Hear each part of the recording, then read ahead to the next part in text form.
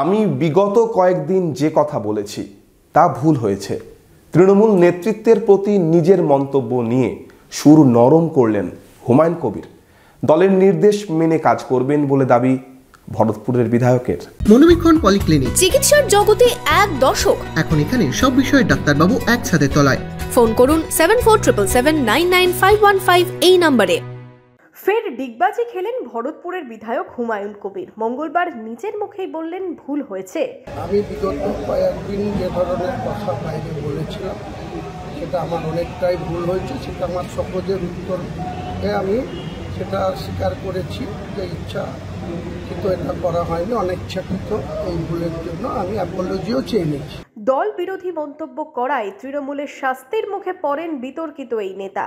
তৃণমূলের কর্ম সমিতির বৈঠকের পরেই বিতর্কিত মন্তব্যের জেরে শোকজ করা হয় বিধায়ককে। এরপরেই 3 পাতার শোকজের নোটিশ রাজ্য নেতৃত্বকে পাঠান খোদ হুমায়ুন। মুর্শিদাবাদে ফিরে গত শনিবার ফের মুখ খোলেন বিধায়ক। আর এবার মঙ্গলবার আচমকায় সুর নরম বিধায়কের।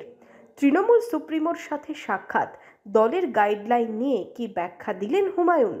পরপর 3 বার শোকজের সন্তোষজনক উত্তর দিলে তারপরে সেটা সাময়িক তার বিরুদ্ধে সাসপেন্ড হতে পারে। শোকজের প্রশ্নে যখন উনি ক্লিয়ার করেছেন, তারপরে ডিসিপ্লিনারি কমিটির যে কাজ সেটা যখন উনি ক্লিয়ার করেছেন, তাতে তো যেসব প্রশ্ন উঠেছিল বা যে ডিসিপ্লিনারি কমিটি যে সক্রিয়ভাবে তিনি অবতীর্ণ করেছেন বা সেই ডিসিপ্লিনারি কমিটিকে সবাইকে মান্যতা দিয়ে চলতে হবে, আমিও তার সঙ্গে agri. Bureau report, Madhyabanga news.